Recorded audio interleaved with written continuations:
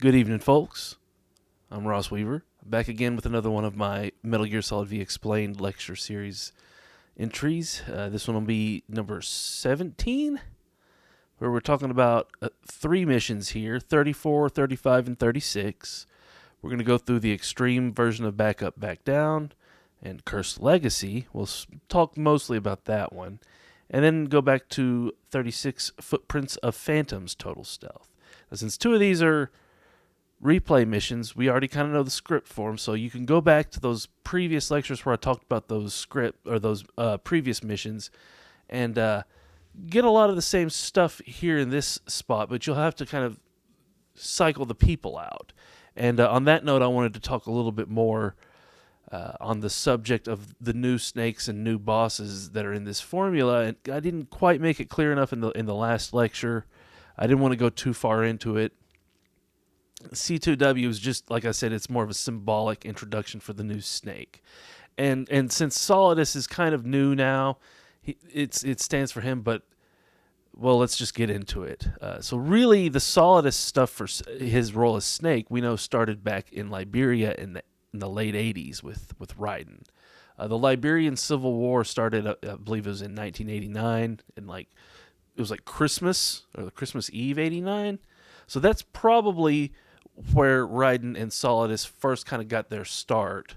Raiden would have been like the sort of metaphorical Eli, and Solidus would have been the Venom Snake running a version of the Africa campaign that we've done already. So he's kind of like, he's the next Snake, but he's not doing his Afghanistan campaign first. He's doing his Africa campaign first. And then after he's done with that, he'll go and have his whole Afghanistan campaign. And C2W is kind of the start of his Afghanistan campaign, you could say, after he switches sides. But his whole switching sides with us playing as him, like I've kind of been saying, he's sort of the Snake to our boss. And it's kind of implied that at this point they're more a little bit working together and not just working against each other. But at this point, all of these missions are going to be kind of symbolic, stand-ins for a story that takes place back in the 80s, stories that are taking place in the 90s, and stories that are taking place even in the early 2000s. And it really is like we have 3 different sets of snakes and bosses. We've got George, back in the 80s, was really the Snake, and Jack was kind of his Eli, but you could also consider the big boss version of George, and Raiden is kind of the sort of metaphorical Ahab or the Snake with that pair. But George's other Snake is probably also Liquid Snake, possibly. Since we know Liquid probably goes back out, like I said in the last video, in 2001 in Afghanistan. Solidus was already taken down in 99, so maybe he really didn't have much of a link himself to Liquid.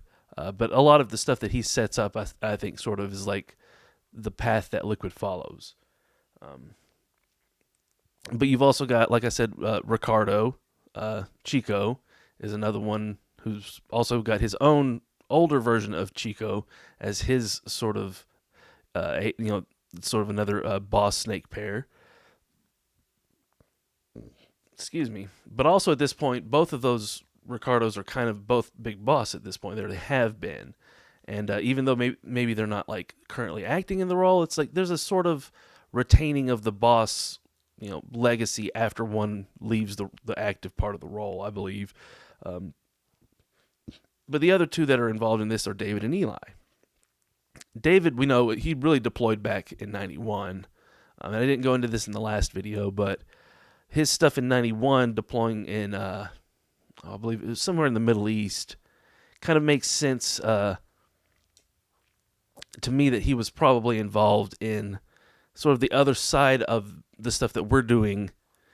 So like when we're in Africa doing our campaign as Venom Snake the first time in the game, is Chico really, in the early 90s, over in the other sort of the other AO in Afghanistan, that's where Solid Snake is. So he's kind of kept off of the map from our perspective in the game, but we can kind of symbolically say that since we're in the Afghanistan stuff here, with To Know Too Much, C2W, Subsistence, and the Back Up, Back Down Extreme version, we've all kind of got this Afghanistan context and telling the story then of, like I said, Liquid, David, and George, really, too. But we already know, like I said, Chico's the one who's sort of been through this story first and kind of forged it as well. So, anyways, with that all said, that also kind of relates, like I said, to the whole threeness of V, and there's the secret big boss, the real big boss, like we hear at the end of the post-credit scene with Ocelot and Miller talking. And then there's like the one that everybody knows about, right? So, but like I've been saying, there's a third, even more secret one. So there's like the decoy, the one that everybody knows is the main one who's there somewhere, and then there's this hidden third one. Okay, so, and I also wanted to know too much. You can also kind of consider that guy we rescued not just as Skullface, but also he could be like a superimposition of both foxes in a way, which doesn't make total sense though. It's complicated. There's indications that in Metal Gear 2, the character that's called Gray Fox was probably Young Fox, who was the big boss that was killed at Outer Heaven, and he's being like manipulated by Dr. Madnar, who we're gonna get to later on, and it seems that maybe the elder Fox, old Fox, might be on the American side at this point, so he would be on Solid Snake's support staff, or maybe possibly part of the Resistance.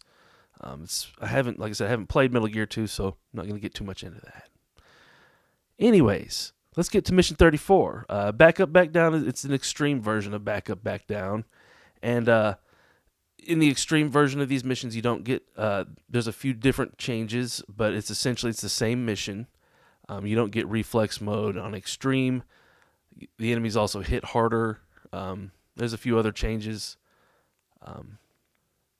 And so I wanted to talk about, before we get into all the differences and the difficulty and all the other sort of modifiers of these new missions kind of implies about the story stuff, I also want to talk about going into how Back Up, Back Down scenario, all of the armored reinforcements are heading towards kind of Aabe Shifap ruins, and I said Aabe Shifap is kind of a stand-in for the offshore base itself.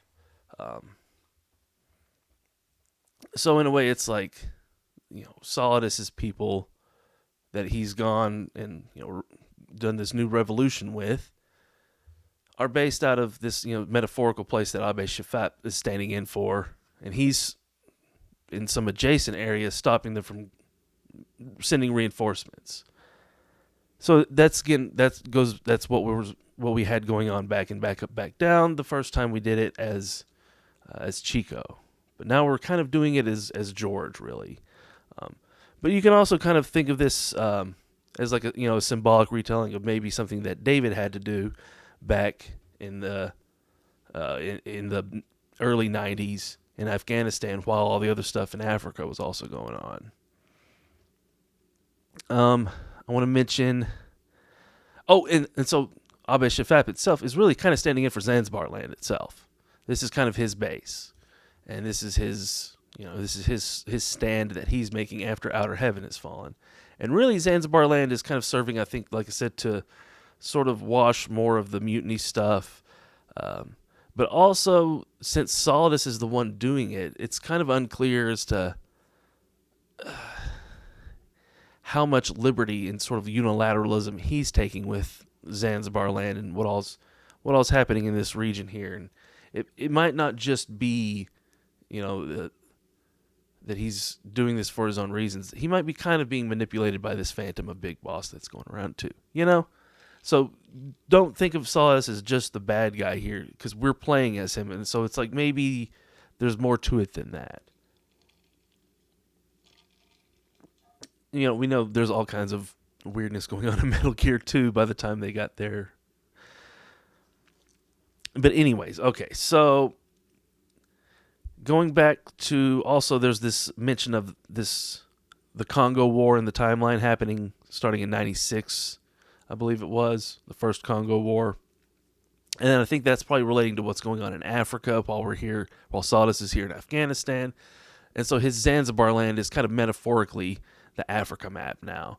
And this Afghanistan map is sort of like the resistance, sort of like the rest of Cypher, who are standing against him now. And that's really where the American forces are based out of. Although in the game, it's still Soviets.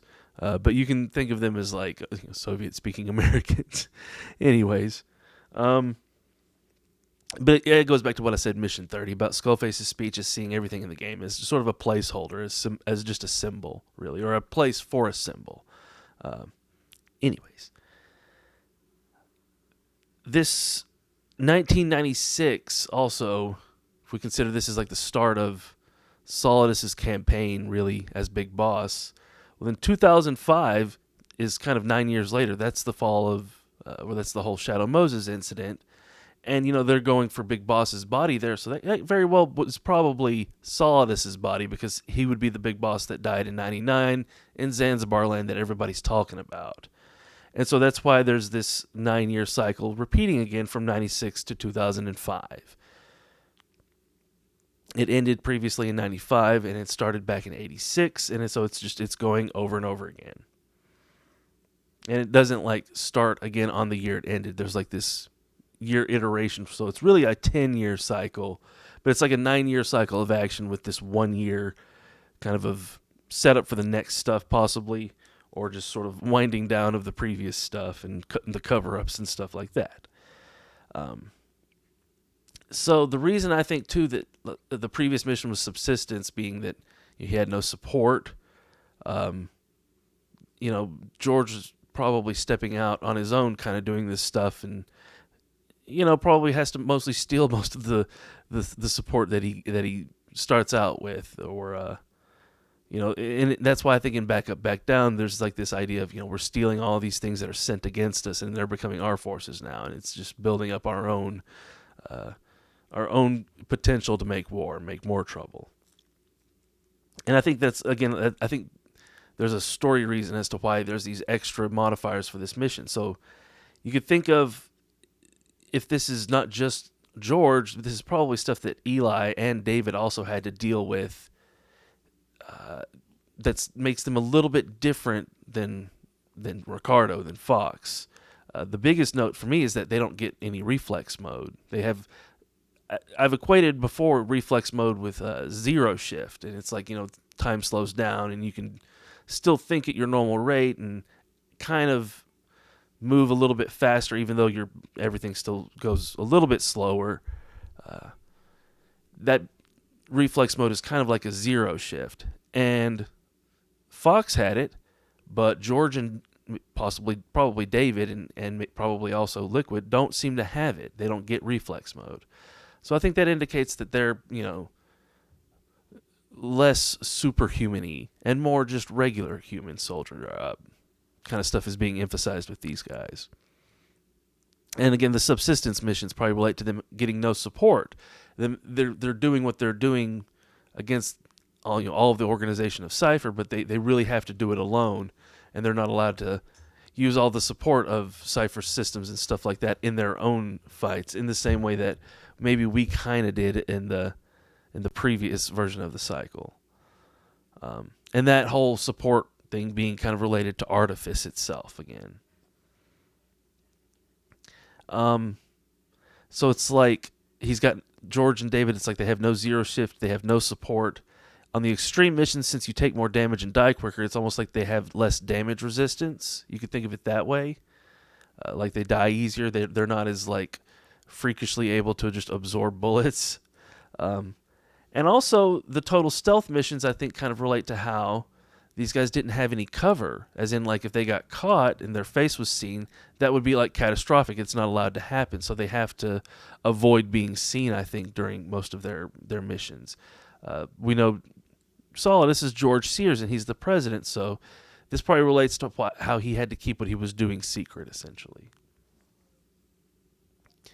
And so that's Back Up, Back Down. You could think of it like Solidus shows up in Afghanistan, as in on one of Cypher's bases, and he attacks it And then Cypher is just like, screw you, we're going to send everything against you. And he just takes it all. It's like a repeat of the past. And he's just kind of pulled an Ishmael or a snake on the rest of Cypher. And just, provoked them and then taken all their stuff. But it appears that that's the plan, is to repeat the whole cycle. So that's enough for Mission 34. Let's get into Mission 35, Cursed Legacy. And it's an interesting mission. It's back in the jungle, and it's just another new mission. It's not a repeat.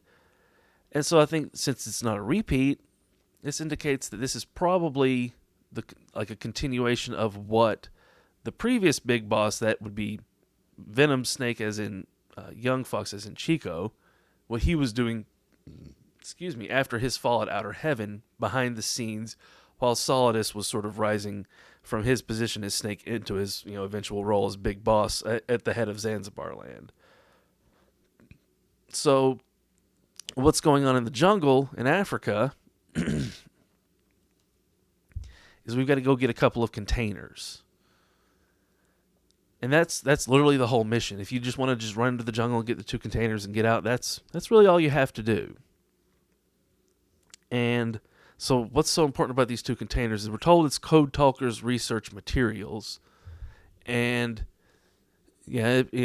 Code Talker stands in for all these different people, right? But if we think of what's Zero's research materials, well, that probably means parasite research stuff. If I had to guess, with these containers being in 2 different places and separated into 2 parts, they have this marking on them, TP.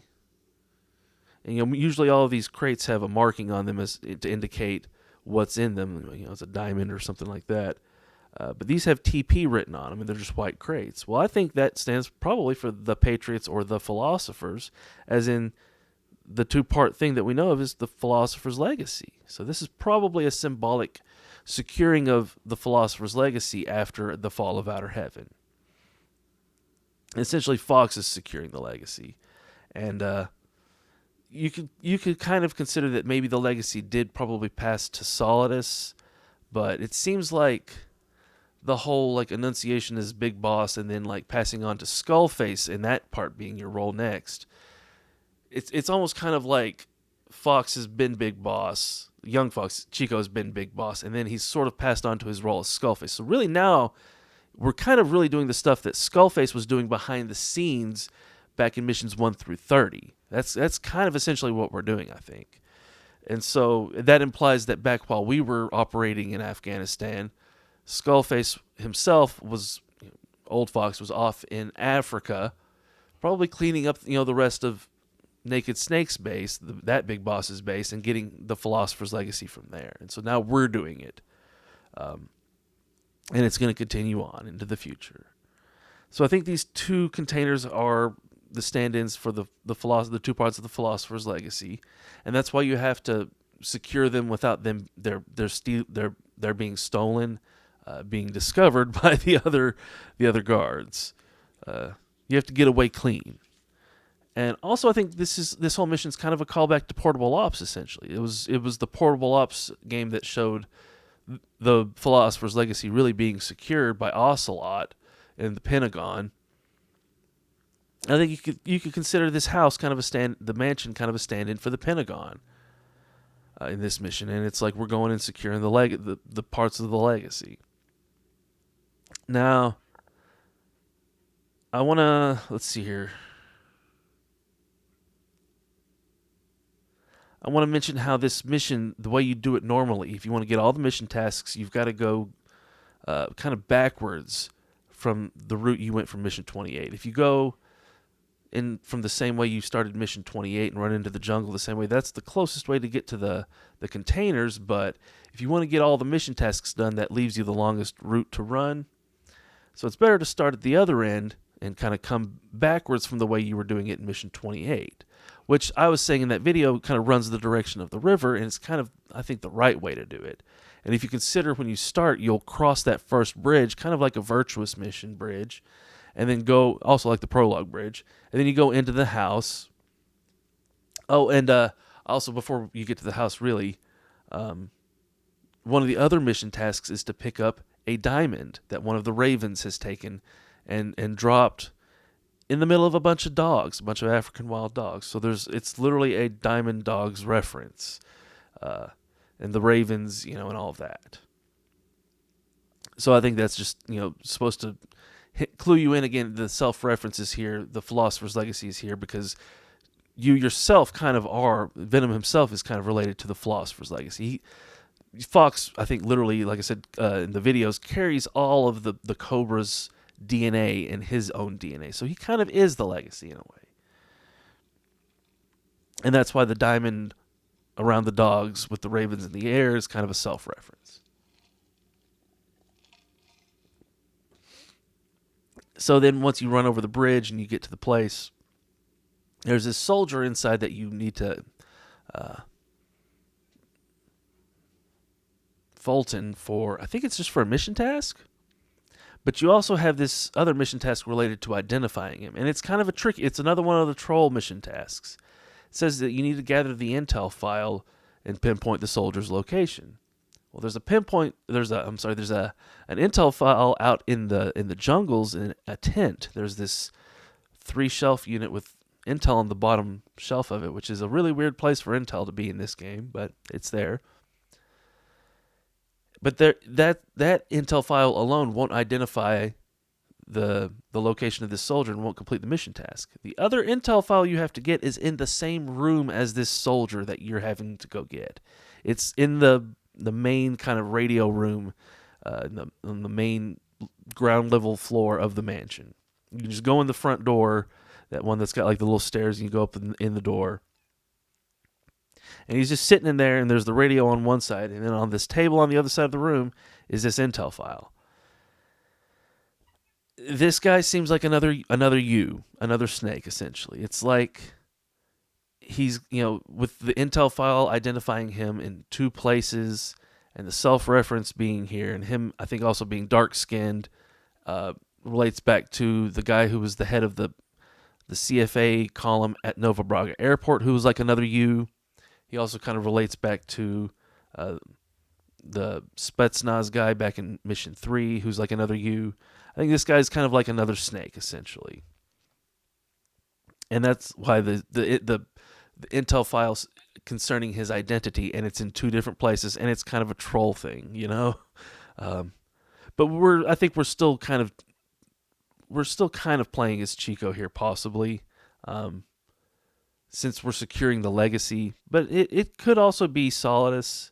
But I also think, like I said, about all that stuff with no reflex mode, it kind of indicates that Solidus doesn't have the 0 gene, essentially. If you think about how Solidus in Metal Gear Solid 2 needs the exosuit to help him do a bunch of the crazy stuff that he does, he might not have all the same genes that Fox has.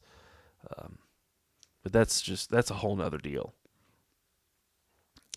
So we're going backwards from Mission 28. Oh, and Zero Risk Security is also here. They're the ones who are at this place again. And I wanted to just bring it back up. They're like a stand-in for Ocelot's personal guards. So after the legacy was secured in, I guess it would have been 71 in the portable ops scenario, it makes sense that Ocelot would have been the one guarding it. So his guards are probably the ones that we have to secure it from. And I'm guessing Big Boss himself probably had the legacy back in the 80s, and that was what enabled him to do all of his research. So Frank himself probably also did this back in the late 80s and the post 84 period, and that also would have been the same time that Solidus was doing stuff in Liberia with Jack. Raiden. Okay,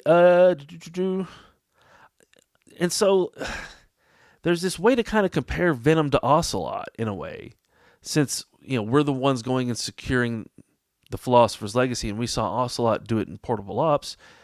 You can think about how you can actually deploy as Ocelot in this game, and you can be Ocelot.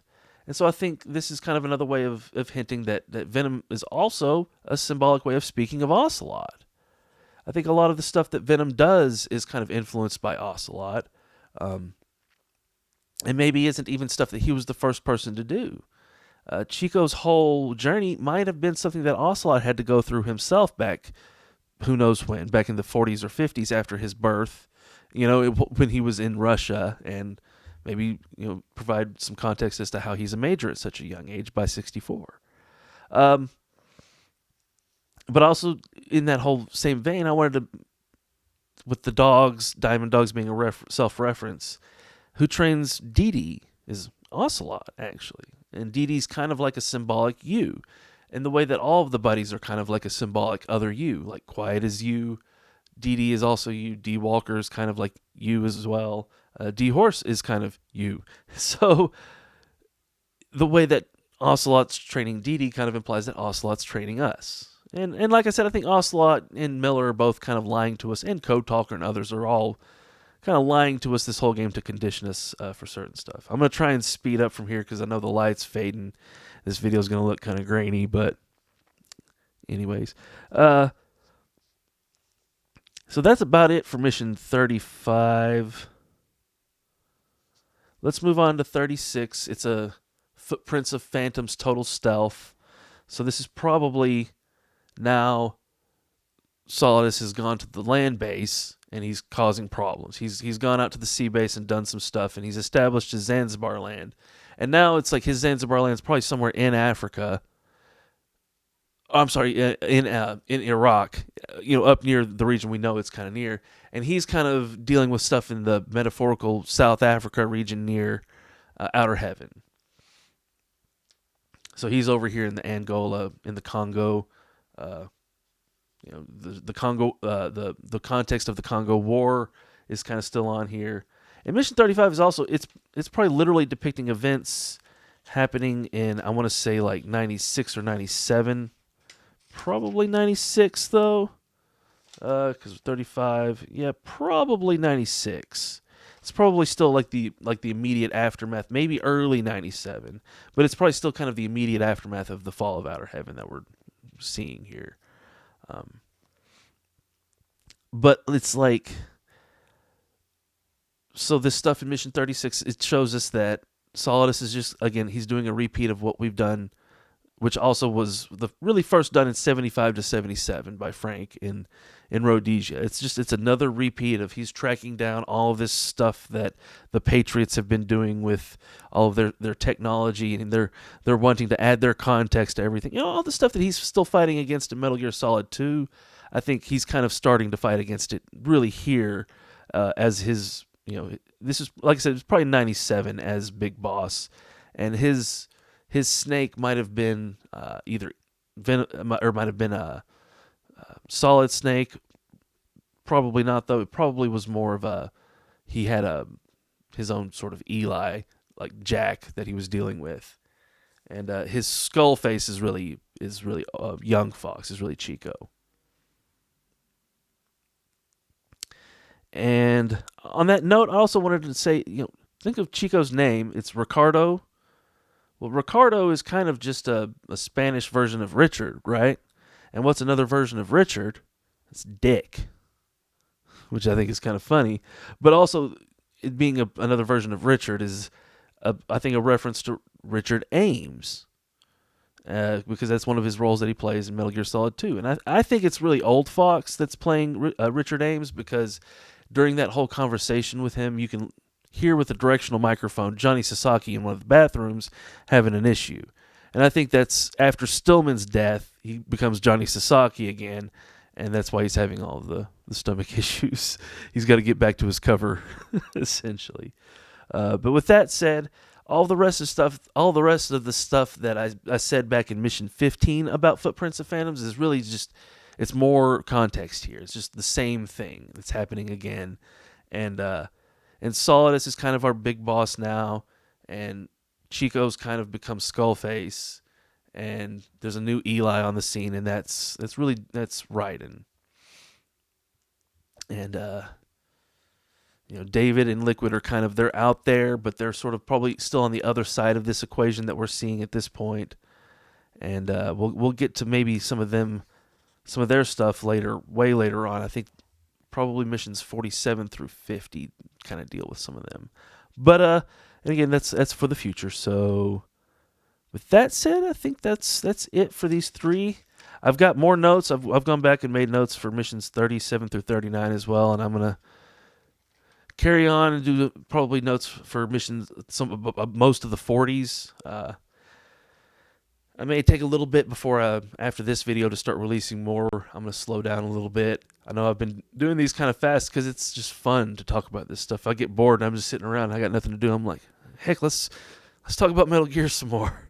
So that's why I've been kind of cranking these out. But I may slow down a little bit here and kind of let us coast a little bit because, again, we're doing a lot of mission replays and we already know the stories. So we'll be able to package some of these lectures into, or some of these mission analyses, multiple of them into one lecture. And next time we'll talk about Extraordinary. That'll be the main one that we talk about. Oh, that one's a fun one. But also there's a lot more to say about Trader's Caravan and Over the Fence in their replays too. So tune in next time for those. And hope you've enjoyed. Y'all have a nice night. Peace.